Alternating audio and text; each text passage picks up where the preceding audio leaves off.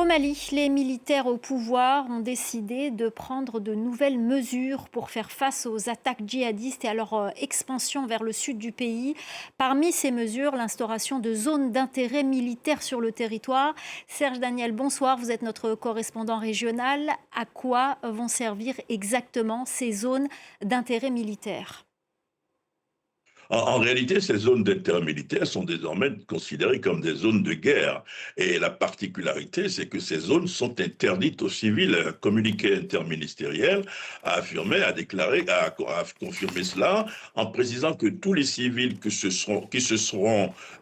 vont se rendre dans ces zones vont être considérés comme des cibles, donc traités comme cibles des zones de guerre. Alors, il y a 39 forêts et parcs sur le territoire national concerné par ces mesures, cette décision. Pourquoi? Parce que le gouvernement estime que les forêts sont des lieux où s'abritent généralement les terroristes.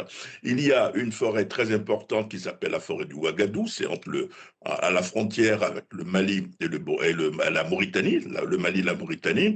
Et c'est cette forêt qui va être difficile, la plus difficile probablement à gérer, parce que Bamako accuse les djihadistes de venir de la Mauritanie pour commettre des actes au Mali, ce que dément la Mauritanie. Donc il faut que les deux pays puissent coordonner leurs actions militaires pour que la lutte dans cette zone-là soit efficace.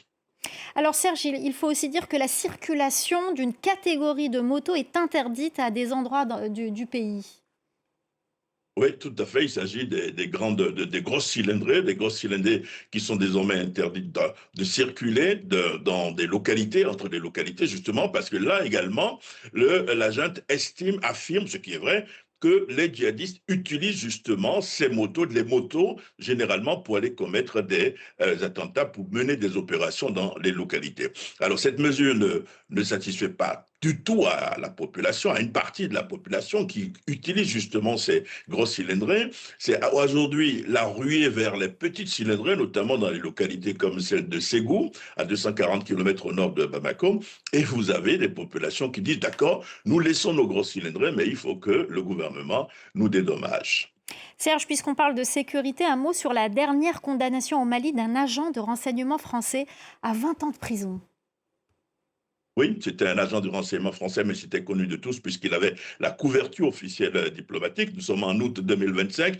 Il est arrêté à Bamako, intramuros, à l'intérieur de la capitale malienne, et il est accusé de tentative de déstabilisation des institutions. Il y a des militaires, des hauts gradés, dont des hauts gradés, deux généraux qui ont été arrêtés au cours de cette opération. Donc, il vient d'être condamné à 20 ans de prison. 20 ans de prison, mais il est le seul à avoir été jugé. Alors, certains se pose la question de savoir si c'est un préalable à une possible grâce présidentielle ou si c'est un durcissement plutôt, une nouvelle dégradation, j'allais dire, des relations entre Paris et Bamako, donc affaire à suivre. Et nous suivrons ça avec vous, Serge Daniel. Merci beaucoup pour ce point complet sur l'actualité au Mali.